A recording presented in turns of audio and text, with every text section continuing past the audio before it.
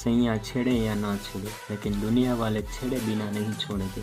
अगर 12th science में marks कम आए तो આ ચેનલ ઉપર પાર સાયન્સની બોર્ડ એક્ઝામ સુધી મોસ્ટ આઈએમપી અને આઈએમપી જે રિએક્શન છે તેના વિડીયો અપલોડ કરવામાં આવે છે। જેઠાલાલમાં આવી કે કાગડો દહીત્રું લઈ ગયો, હા ઓલા આપણે અય્યરભાઈ આવે એ કોણ બબીતાજીને લઈ ગયા।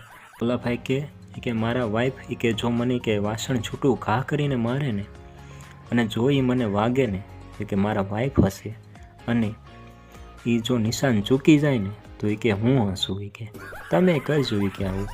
તો ઓલા ભાઈ કે આવું થોડું કરાય છે એ કે આ તો તમારા ભારત પાકિસ્તાન હાલતું હતું, મને એમ થાય છે કે તમારે કે લગ્ન જીવન ખુશખુશાલ ચાલે। ગુડ મોર્નિંગ, જય શ્રી કૃષ્ણ દોસ્તો। તો આજે આપણે મોસ્ટ આઈએમપી રિએક્શન જે ગ્રેબિયલ થેલેમાઇડ સંશ્લેષણ છે તે ભણીએ છીએ।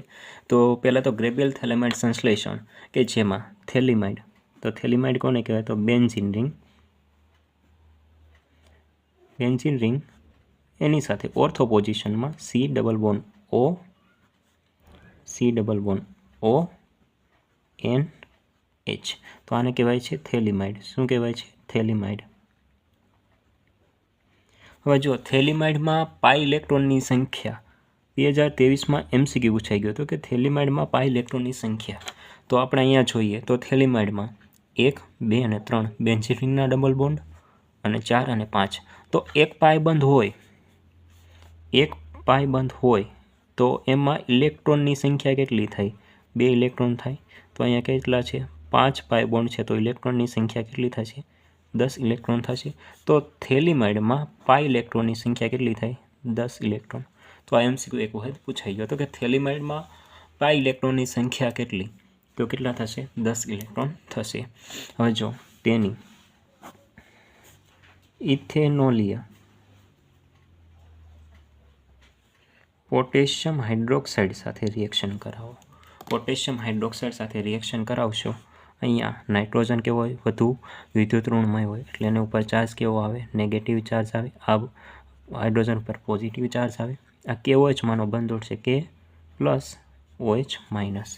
હવે અહીંથી આ નાઇટ્રોજન કોની સાથે જોડાશે? આ K સાથે જોડાશે અને H અને આ OH શું દૂર કરશે? પાણીનો અણુ H2O। તો આ રીતની કંઈક નિપજ મળશે। બેન્ઝીન રિંગ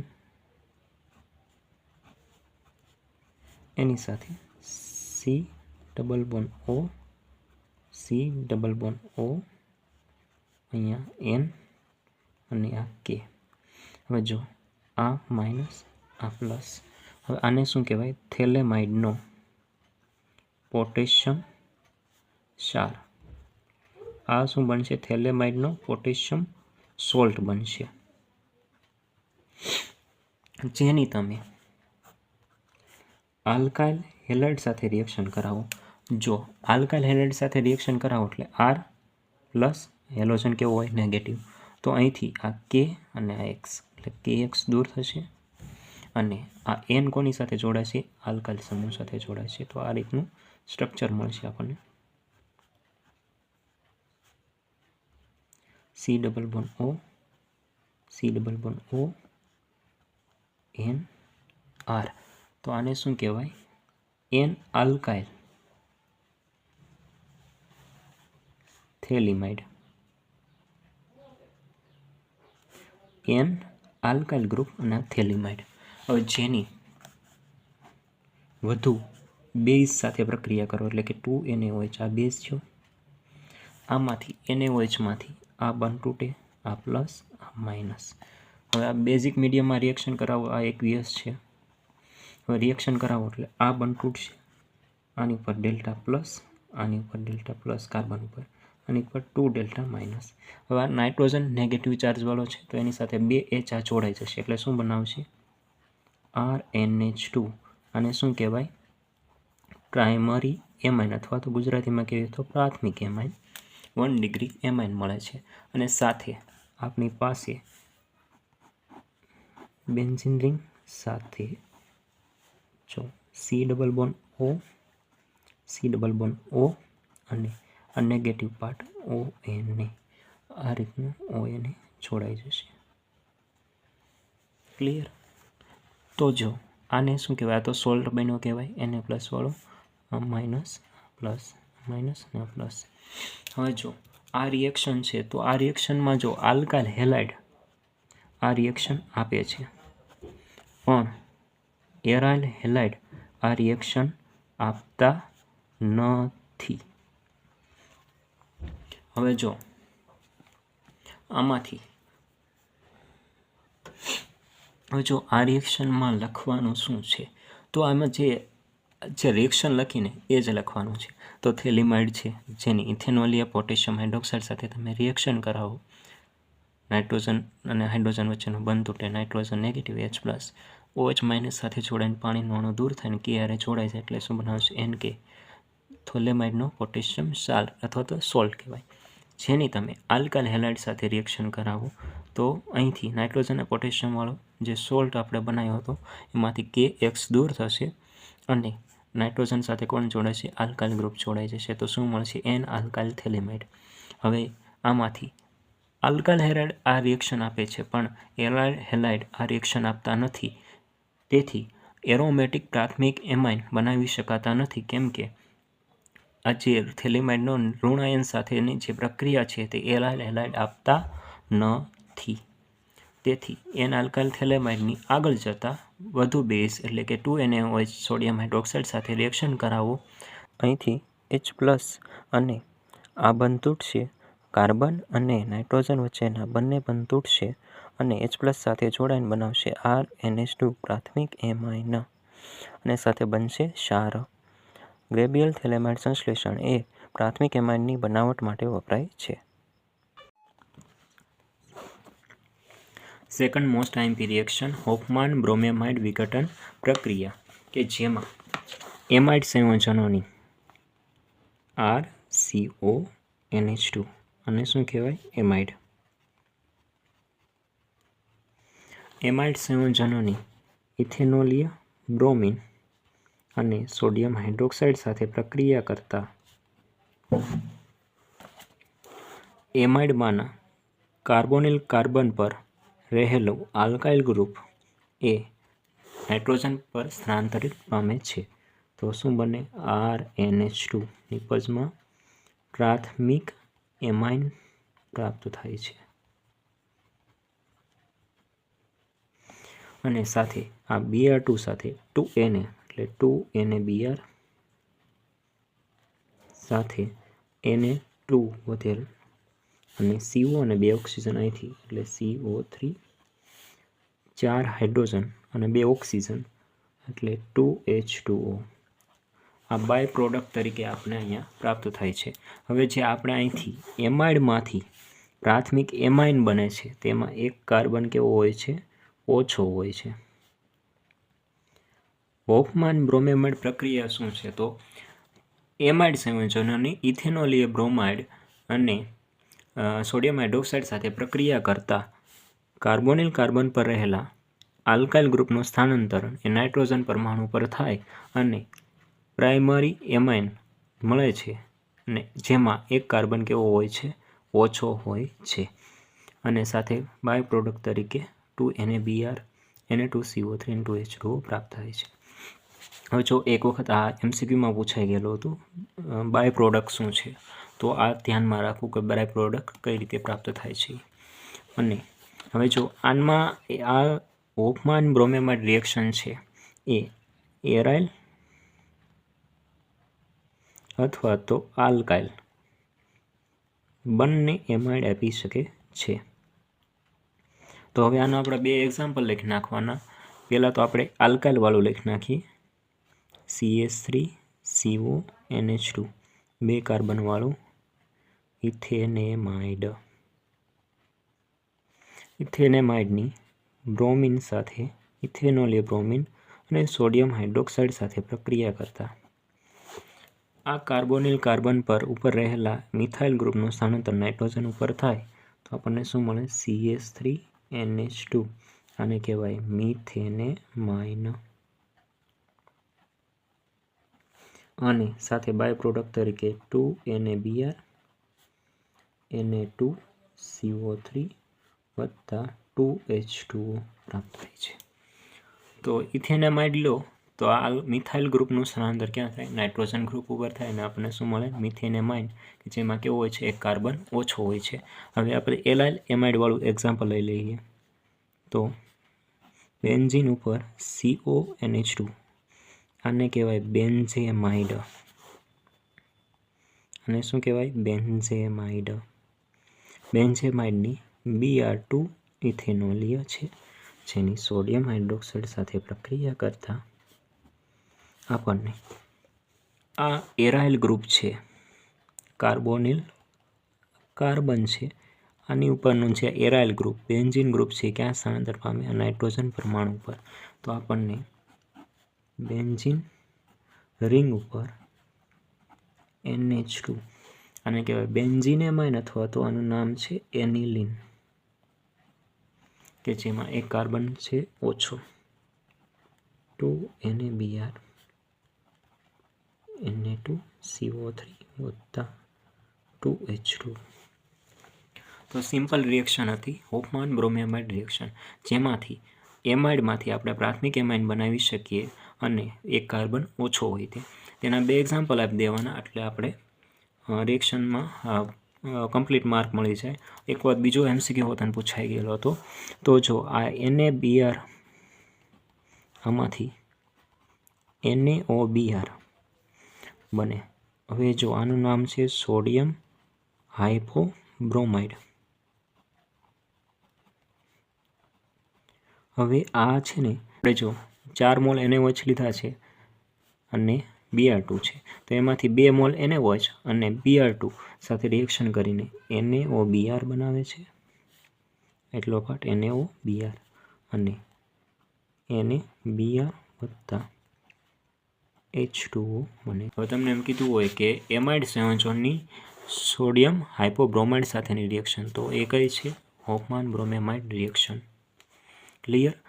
આ સાથે આપણે second most IMP reaction Hofmann bromamide reaction complete થઈ. અને આ ચેનલ ઉપર IMP અને મોસ્ટ IMPના લેક્ચરના વિડીયો અપલોડ કરવામાં આવે છે, અને સાથે સાથે 9મા પાર્ટનું એમાઇન સંયોજનનું IMP એ ચેનલ ઉપર વિડીયો આવી ગયો છે.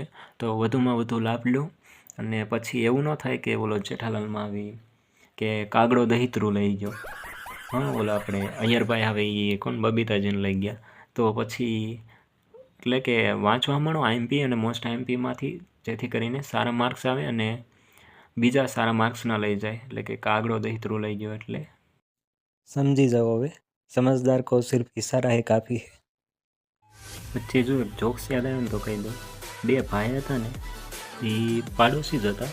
તો એક દિવસ બંને ભેગા થયા ને, તો એક ભાઈ બીજા ભાઈને પૂછે કે તમારા ઘરેથી કે હસવાનો અવાજ બહુ આવતો હોય છે, કે તમારું લગ્ન જીવન કે ખુશખુશાલ ચાલતું લાગે છે. તો એ કે અમને કંઈક એવી ટ્રીક આપો ને, તે અમે હસી અને અમારું જીવન પણ કે હસી મજાકવાળું કે ખુશખુશાલ ચાલે કે.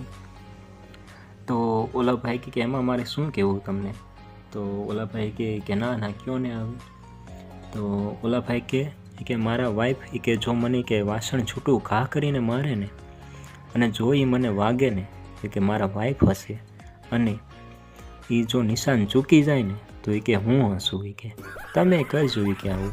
તો ઓલા ભાઈ કે આવું થોડું કરાય છે. એ કે આ તો તમારે ભારત પાકિસ્તાન હાલતું હતું, મને એમ થાય છે કે તમારી કે લગ્ન જીવન ખુશખુશાલ ચાલતું લાગે છે. તો આવું છે બધું. હવે ત્રીજી most IMP reaction carbyl amine reaction અથવા તો આઇસોસાયનાઇડ ટેસ્ટ. હવે જો પ્રાઇમરી એમાઇનની RNH2, અને કે પ્રાથમિક એમાઇન, પ્રાથમિક એમાઇનની CaCl3, અને કહેવાય ક્લોરોફોર્મ, જે બધાને ખબર છે નિશ્ચેતક તરીકે વપરાય છે બેહોશ કરવા. અને ઇથેનોલીય પોટેશિયમ હાઇડ્રોક્સાઇડ સાથે પ્રક્રિયા કરતા ગરમ કરવાનું છે સિમ્પલી આપણે. અને અહીંથી 3Cl, 3 પોટેશિયમ સાથે 3KCl છૂટું પડશે. સાથે આ વધેલા 3 OH, 2 H અહીંથી, 1 H અહીંથી, એટલે 3 H2O ટોટલ 6 હાઇડ્રોજન છે એટલે 3H2O. હવે બાકી વધેલ RN અને આ કાર્બન RNC, જેને કહેવાય છે આટલા પાર્ટને આઇસોસાયનાઇડ.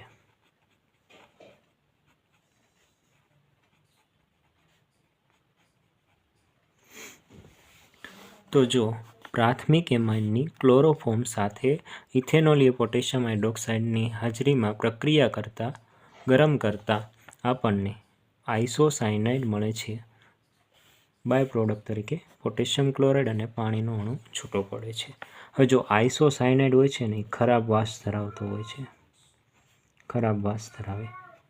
તેથી જ્યારે તમે ટેસ્ટ કરતા હોય ને ત્યારે આ રિએક્શન થાય ત્યારે ખરાબ વાસ ધરાવતો હોય ને એ આઇસોસાયનાઇડ પ્રાપ્ત થાય છે. તેથી આને શું કહેવાય છે? Isocyanide test. આ માત્ર કોણ? પ્રાથમિક એમાઇન જ આપે છે. આ કાર્બન એમાઇન રિએક્શન એ માત્ર પ્રાથમિક એમાઇન જ આપે છે. અને આ એલિફેટિક અને એરોમેટિક એમાઇન બંને કાર્બન એમાઇન રિએક્શન આપે છે. પણ હોવો જોઈએ કેવો? તો પ્રાથમિક. હવે આનું આપણે એક્ઝામ્પલ લઈ લઈએ. તો સૌપ્રથમ તો આપણે લઈએ કે આપણે ઇથાઇલ એમાઇન CH3CH2N2 CH3CH2NH2. તો આને આપણે 2 કાર્બનવાળો ઇથાઇલ એમાઇન અથવા તો ઇથેનેમાઇન કહીશું. ઇથેનેમાઇન, જેની ક્લોરોફોર્મ અને ઇથેનોલીય પોટેશિયમ હાઇડ્રોક્સાઇડ સાથે પ્રક્રિયા કરતા જો 2 કાર્બનવાળો ઇથેનેમાઇન, 2 કાર્બનવાળો ઇથેનેમાઇન જેની આપણે ક્લોરોફોર્મ અને ઇથેનોલીય પોટેશિયમ હાઇડ્રોક્સાઇડ સાથે પ્રક્રિયા કરતા ગરમ કરો તો આ 3 KCl અને 3H2O આપણે ઉપર કીધું પ્રમાણે દૂર થશે અને અહીંથી CH3 CH2NC. તો આને શું કહેવાય? Ethyl isocyanide.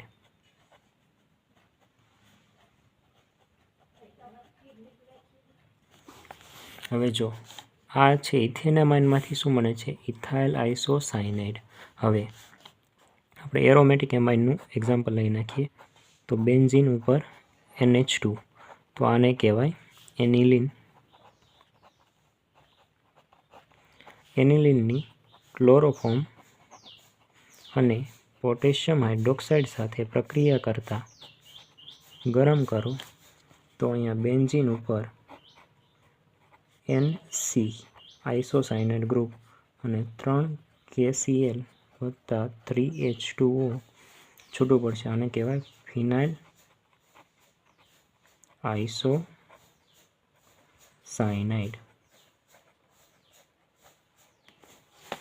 હવે જો કાર્બન એમાઇન રિએક્શન સાવ સિમ્પલ રિએક્શન છે. પ્રાથમિક એમાઇનની ક્લોરોફોર્મ અને પોટેશિયમ હાઇડ્રોક્સાઇડ સાથે ગરમ કરો ને એટલે તમને આઇસોસાયનાઇડ ખરાબ વાસ ધરાવતો મળે. તે આ માત્ર કોણ આપે છે? પ્રાથમિક એમાઇન જ આપે.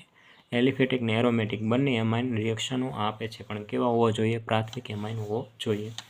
તો ઇથેનેમાઇનમાંથી ઇથાઇલ આઇસોસાયનાઇડ બનાવી શકાય છે. એનિલિનમાંથી ફિનાઇલ આઇસોસાયનાઇડ બનાવી શકાય છે. આવી તમે કોઈ પણ રિએક્શનમાં તમે કોઈ પણ એક્ઝામ્પલ લખો તો ચાલે. હવે જો એનિલિનની અને ઇથેનેમાઇનની નાઇટ્રસ એસિડ સાથેની પ્રક્રિયા. હવે નાઇટ્રસ એસિડ એટલે શું? HNO2, જેને કહેવાય છે નાઇટ્રસ એસિડ. HNO3 હોય તો એને કહેવાય નાઇટ્રિક એસિડ. અહીંયા શું છે? નાઇટ્રસ એસિડ એટલે HNO2. આપણને બધાને ખબર છે એનિલિન એટલે બેન્ઝીન ઉપર NH2 ગ્રુપને આપણે કહેવાય છે એનિલિન.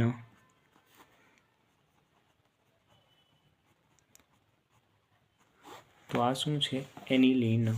હવે એનિલિનની આપણે HNO2, હવે HNO2 કઈ રીતે બને? તો એને આપણે NaNO2, આને કહેવાય સોડિયમ નાઇટ્રાઇટ. હવે NO3 હોય તો એને કહેવાય નાઇટ્રેટ. અહીંયા NO2 છે એટલે એને કહેવાય સોડિયમ નાઇટ્રાઇટ. ની 2 મોલ HCl હાઇડ્રોક્લોરિક એસિડ સાથે પ્રક્રિયા કરતા, હવે જો આનું ટેમ્પરેચર 273 થી 278 કેલ્વિન તાપમાન. હવે જો આને આપણે સેલ્સિયસમાં લખવું હોય તો આને શું કહેવાય? 0 થી 5 ડિગ્રી સેલ્સિયસ. એટલું એનું સેલ્સિયસમાં લખ્યું તો ટેમ્પરેચર 0 થી 5 ડિગ્રી સેલ્સિયસ, કેલ્વિનમાં લખો તો 273 થી 278 કેલ્વિન તાપમાન. હવે આની વચ્ચે પ્રક્રિયા થાય NaNO2 અને 2HCl સાથે, NaCl અને સાથે શું બનાવશે? HNO2 નાઇટ્રસ એસિડ જે બને છે. હવે આમાંથી H2 અને ઓક્સિજન, એક ઓક્સિજન અહીંથી, એટલે શું દૂર થાય? H2O. બીજું આપણા અહીંયાથી HCl હતા એ એક જ યુઝ કર્યા હતા, એટલે હજુ એક HCl હજુ અહીંયાથી બાકી છે. તો આમાંથી એક HClમાંથી આ H, આનો H, એટલે અહીંથી H2O કેટલા દૂર થશે? 2H2O. ઓક્સિજનને પણ આપણે એક જ યુઝ કર્યો હતો, એટલે 2 મોલ H2O દૂર થયા. સાથે આ NaCl. હવે બાકી શું વધ્યું? આ નાઇટ્રોજન, Cl અને અહીંયા બેન્ઝીન ઉપર N, તો એ જોડાઈ જશે. બેન્ઝીન ઉપર N2+ અને Cl-. હવે જો આનું નામ છે BDC. આનું ગુજરાતીમાં નામ લખીએ તો benzene diazonium chloride. Benzene diazonium chloride. હવે જો આમાં જે N2+ Cl છે આ પોઝિટિવ ચાર્જ ધરાવે છે, એટલે આની સાથે બંધ બનાવેલો નથી, પણ આ પોઝિટિવ ચાર્જના કારણે આ નેગેટિવ આયન એની બાજુ તરફ આકર્ષાયેલો રહે છે. અને હવે આમાંથી આ બેન્ઝીન ડાયઝોનિયમ ક્લોરાઇડ છે. હવે આમાંથી આપણે આનું સ્ટ્રક્ચર છૂટું પાડીને લખીએ તો બેન્ઝીન ઉપર નાઇટ્રોજન ટ્રિપલ બંધથી જોડાયેલો હોય છે, આ Cl-. હવે આની પાસે લોન પેર છે અને આને અહીંયા ડોનેટ કરી દીધી, એટલે એની ઉપર પ્લસ ચાર્જ અને આની ઉપર Cl- જે બાકી રહેલા તો એની સાથે અટ્રેક્ટ થયેલો રહે છે. તો આને કહેવાય બેન્ઝીન ડાયઝોનિયમ ક્લોરાઇડ. હવે બેન્ઝીન ડાયઝોનિયમ ક્લોરાઇડમાં તમને આ કેમાંથી બન્યું છે? તો એનિલિનમાંથી. હવે એનિલિનમાંથી બનાવો તો બેન્ઝીન ડાયઝોનિયમ ક્લોરાઇડ મળે છે. હવે તમે આપણે લઈ લો ઇથેનેમાઇન. તો જો હવે પહેલાં તો આલ્કાઇલ એમાઇનની રિએક્શન પણ નાખીએ આપણે. RNH2 ને શું કહેવાય? Alkyl amine. તેની રિએક્શન નાઇટ્રસ એસિડ સાથે કરો. હવે જો NaNO2 વત્તા 2HCl, ટેમ્પરેચર છે 273 થી 278 કેલ્વિન તાપમાન. પ્રક્રિયા કરો એટલે Rn2+ Cl- બનશે. આ જે ડાયઝોનિયમ ક્ષાર બન્યો, ડાયઝોનિયમ ક્ષાર જે આલ્કાઇલ એમાઇનમાંથી મળ્યો છે, આ કેવો હોય છે? તો અસ્થાયી હોય છે. અસ્થાયી હોવાને કારણે તે પાણીના અણુ સાથે રિએક્ટ કરે, પ્રક્રિયા કરે. પાણીમાં શું હોય? H+OH-. હવે જો H+ અને Cl એટલે HCl દૂર થયો, HCl દૂર થયો અને અહીંથી N2 ગેસ દૂર થાય, લિબરેટ થાય, ROH. આ R કોની સાથે જોડાય? OH સાથે, એટલે હું બનાવી નાખી આલ્કોહોલ. આલ્કોહોલ એટલે કે જ્યારે તમે આલ્કાઇલ એમાઇનની જ્યારે નાઇટ્રસ એસિડ સાથે રિએક્શન કરો, આમાંથી ફોર્મ થતો હોય નાઇટ્રસ એસિડ HNO2 273 થી 278 કેલ્વિન તાપમાને, તો તમને ડાયઝોનિયમ ક્ષાર બને છે જે પાણીના અણુ સાથે પ્રક્રિયા કરીને આલ્કોહોલ બનાવે છે. તો હવે આપણે આમાંથી કોઈ પણ એક એક્ઝામ્પલ આપી દઈએ, જેમ કે CH3 CH2 NH2, આને કહેવાય ઇથેનેમાઇન.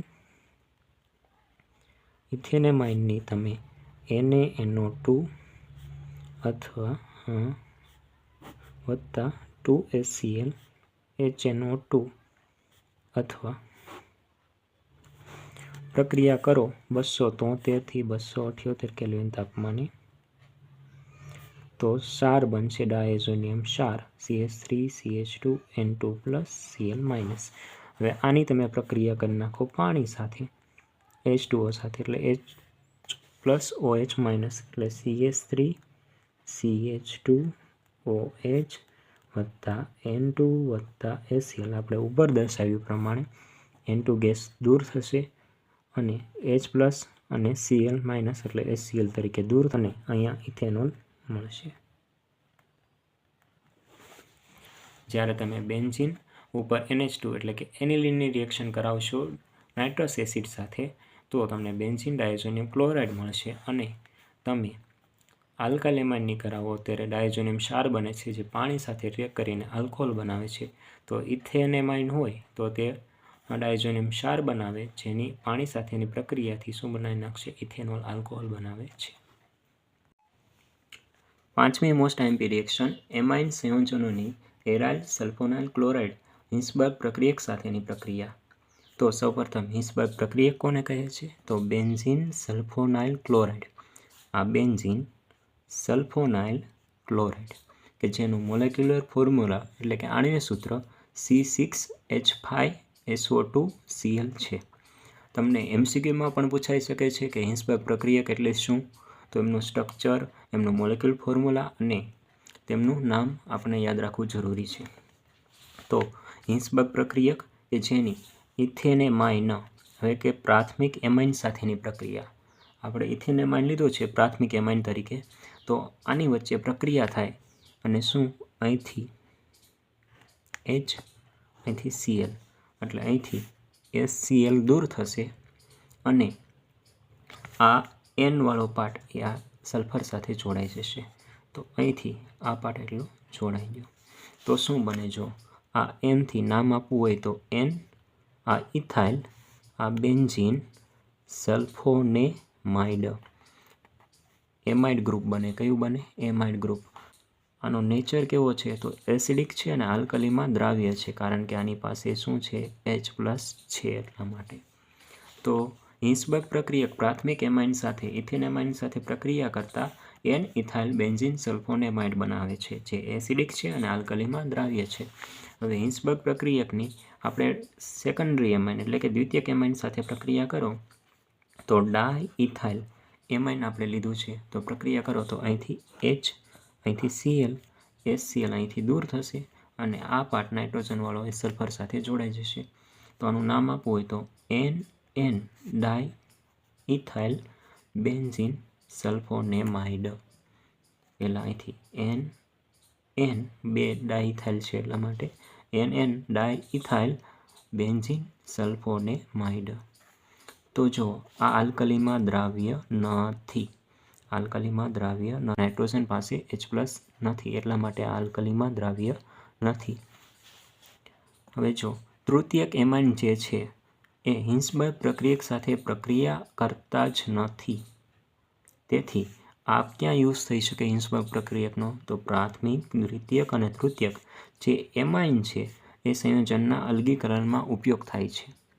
જે આપણે હિન્સબર્ગ પ્રક્રિયક એ પ્રાથમિક એમાઇન સાથે પ્રક્રિયા કરીને N ઇથાઇલ બેન્ઝીન સલ્ફોનેમાઇડ બનાવે છે જે એસિડિક છે અને આલ્કલીમાં દ્રાવ્ય છે. જ્યારે હિન્સબર્ગ પ્રક્રિયક એ સેકન્ડરી એમાઇન દ્વિતીયક એમાઇન સાથે પ્રક્રિયા કરે છે અને NN ડાઇઇથાઇલ બેન્ઝીન સલ્ફોનેમાઇડ બનાવે છે કે જે આલ્કલીમાં દ્રાવ્ય નથી. તો આપણે પ્રાથમિક અને દ્વિતીયક બંને પ્રક્રિયા અલગ અલગ છે અને તૃતીયક એમાઇન તો પ્રક્રિયા કરતા નથી.